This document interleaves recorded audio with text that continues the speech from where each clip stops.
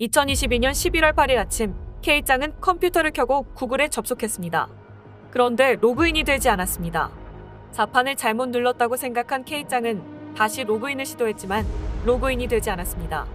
혹시나 하는 마음에 밀떡 K짱 채널에 접속해보니 온통 스팸 동영상이 채워져 있었습니다. 해킹임을 직감한 K짱은 곧바로 복구를 시도합니다. 구글에서 그토록 강조하던 2차 인증번호를 이용해 비밀번호를 변경하려고 했습니다. 하지만 비밀번호 변경창에는 몇 시간 전 복구용 전화번호가 변경되었다는 메시지가 떴습니다. 인터넷과 유튜브를 검색해 할 수 있는 방법을 총동원해봤지만 복구할 방법은 없었습니다. K짱은 유튜버 망선생에게 전화로 도움을 청했습니다. 망선생은 구글 코리아 지원팀과의 채팅으로 K짱의 해킹 사실을 알렸습니다. 이런 경우 구글 애드센스에서 제공하는 펌번호를 기억하고 있으면 신고 서류를 접수할 수 있지만 저는 그 번호를 따로 메모해두지 않아 신고서조차 접수가 어려운 상황이었습니다. 경찰서 사이버 범죄 수사팀에 신고했지만 해결이 어렵다는 이야기를 들었습니다. 혹시나 하는 마음에 마지막으로 한국인터넷진흥원에 신고를 했습니다. 할 수 있는 방법을 총동원했지만 더 해볼 방법이 없었습니다. 그리고 초조한 기다림. 몇 시간 후 평소 알고 지내던 화이트 해커 B씨에게 연락이 왔습니다. 혹시 한국인터넷진흥원에 해킹 피해 사실 신고하셨어요? 어떻게 아셨어요? 제가 여기 회의 참석 중인데 아는 이름이 있어서요. 혹시나 하고 연락드렸습니다. 일단 조금 기다려보세요. 이런 경우는 추적에 성공하면 해결이 되는 경우도 있습니다.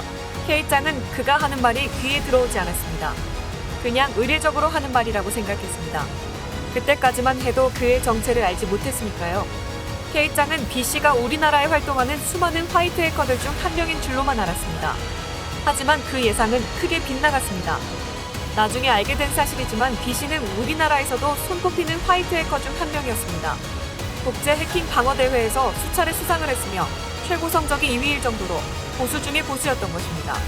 만약 그가 나쁜 마음을 먹는다면 운항 중인 여객기의 자동 조종 시스템을 먹통으로 만들어 추락하게 하거나 영화의 한 장면처럼 교통신호 체계에 혼선을 주어 순식간에 한 도시를 지옥으로 만들어버리는 일쯤은 손쉽게 할 수 있는 무서운 능력의 소유자였던 것입니다. 하지만 그는 해커들로부터 정보의 중요 시설 등을 방어하고 사건을 해결하는 화이트 해커였습니다.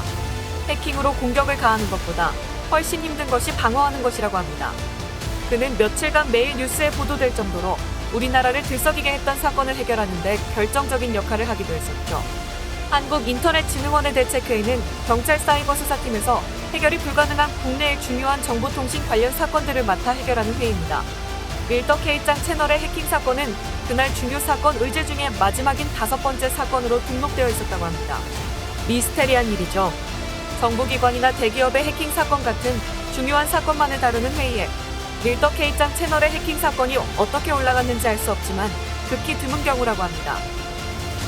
회의에 참석한 화이트 해커들은 밀떡 K짱 채널을 해킹한 해커의 침투 경로를 확인하고 순식간에 해커가 밀떡 K짱 채널의 전화번호와 비밀번호 등을 언제 어떤 방법으로 바꾸었는지 모두 알아냈습니다. 알아낸 사실들은 다음과 같습니다. 11월 8일 새벽 1시 59분 해커는 K짱이 유튜브에 업로드하는 타이밍을 노려 악성 프로그램을 침투시켰고 K짱이 구글 계정에서 로그아웃하자마자 구글 계정 복구용 전화번호를 바꿔버립니다. 그리고 새벽 2시 K짱의 복구용 이메일 주소도 바꿉니다. 이것으로 K짱은 구글 로그인 비밀번호를 복구할 수 있는 방법을 모두 잃게 되었습니다. 새벽 2시 1분 해커는 구글의 2차 보안 장치인 2단계 인증 로그인을 사용 중지시킵니다. 새벽 2시 1분 해커는 로그인에 새로운 보안키를 추가합니다. 2시 3분 해커는 2차 인증을 위한 보안키도 추가합니다. 그리고 구글의 고급 보호 기능까지 설정을 마칩니다. 이것으로 해커는 밀떡 K짱 채널을 탈취하는 데 성공했습니다. B씨와 화이트 해커들은 밀떡 K짱 채널이 명백히 해커에 의해 탈취되었다는 증거를 확보합니다. 그리고 구글의 밀떡 K짱 채널의 복구를 요청합니다. 이와는 별도로 B씨는 밀떡 K짱 채널을 공격한 해커를 추적했습니다. 해커는 자신의 위치를 숨기기 위해 다른 나라의 IP 주소를 이용했습니다. 중국이었습니다. 그리고 놀랍게도 출발점은 우리나라였습니다. B씨는 해커의 컴퓨터를 해킹하기 시작했습니다. B씨는 순식간에 해커의 컴퓨터에 있는 주요 정보들을 둘러본 후 해커가 컴퓨터를 켜는 순간 그 안에 모든 정보와 프로그램들이 삭제되도록 하는 프로그램을 설치했습니다. 해커의 컴퓨터가 포맷되도록 부비트랩을 설치한 것이죠. 포맷을 마친 해커의 컴퓨터 바탕화면에는 쓰레기통 한 개와 잠시만 기다려주세요라는 메시지만 표시되게 했습니다. B씨에게 이 정도의 추적과 해킹은 거실에서 리모컨을 찾아 TV를 켜고 끄는 것처럼 일상적이고 간단한 일이었습니다. B씨는 해커의 IP 주소도 알아냈습니다. 조금 더 파고들면 해커가 사는 집의 위치까지도 알아낼 수 있는 상황이었지만 약속이 있어 뒷일은 구글 코리아에 맡기기로 하고 집을 나왔다고 합니다. 하루 뒤 밀떡 K짱 채널에는 왠지 의심스러운 댓글 3개가 연속으로 달렸습니다. K짱은 해당 댓글을 대충 읽어보다가 삭제하고 댓글을 차단시켜버렸습니다. 밀떡 K짱이 어렴풋이 기억하는 것은 서툰 한국어로 쓴 문장들과 그 위에 보이는 이름이었습니다. 성은 슈였습니다. B씨 덕분에 채널을 되찾은 K짱은 B씨에게 연락을 했습니다. B씨는 커피 한 잔만 사주면 된다고 했지만 K짱은 1인분에 25,000원 하는 장어덮밥과 아이스 아메리카노 커피까지 사주었습니다. K짱은 B씨와 만난 자리에서 더 자세한 이야기를 나눴습니다. B씨가 정확히 어떤 일을 하는지는 그의 가족들도 모릅니다. 주변의 지인들 중 극히 일부만 대충 그의 정체를 짐작할 뿐이죠. 이유를 알 순 없지만 K짱 주변에는 유독 이런 말도 안 되는 숨은 고수들이 많습니다. 기회가 되면 다음에는 K짱이 알고 지내는 다른 고수들에 대해서도 썰을 풀어보겠습니다. K짱은 B씨의 정체와 활동 범위가 궁금해져서 농담식으로 국제 해커 집단인 어나니머스에 대해 물었습니다. 어나니머스는 정보통신의 자유를 탄압하는 독재 정부나 고위층에 대한 저항, 법률로부터의 자유와 사회 정의, 그리고 법의 투명성을 주장하는 사람들이라고 자칭하는 모임입니다. 그들은 마음만 먹으면 한 국가의 정치, 경제, 통신은 물론이고 군사 시스템까지 엉망으로 만들어버릴 수 있는 능력을 가진 세계 최고의 해커 그룹이며 그들의 정체는 철저히 베일에 가려져 있습니다. 2022년에는 북한의 우리 민족끼리 사이트와 러시아 국영방송사를 해킹했죠.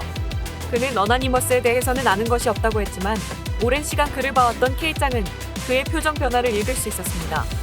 그는 최고의 화이트 해커였지만 표정 관리에는 소질이 없는 사람이었습니다. 결국 B씨는 K짱의 유도 질문에 넘어가고 말았습니다. K짱은 그의 표정 변화로 어나니머스의 활동 방식과 리더의 정체를 짐작할 수 있었습니다. 아니, 확신할 수 있었습니다. 그는 K짱이 추측한 사실에 대해 부정하면서도 절대 이런 이야기를 다른 곳에 가서 하면 안 된다고 강조하는 이중적인 태도를 취했습니다. 제 추측이 맞다는 의미겠죠.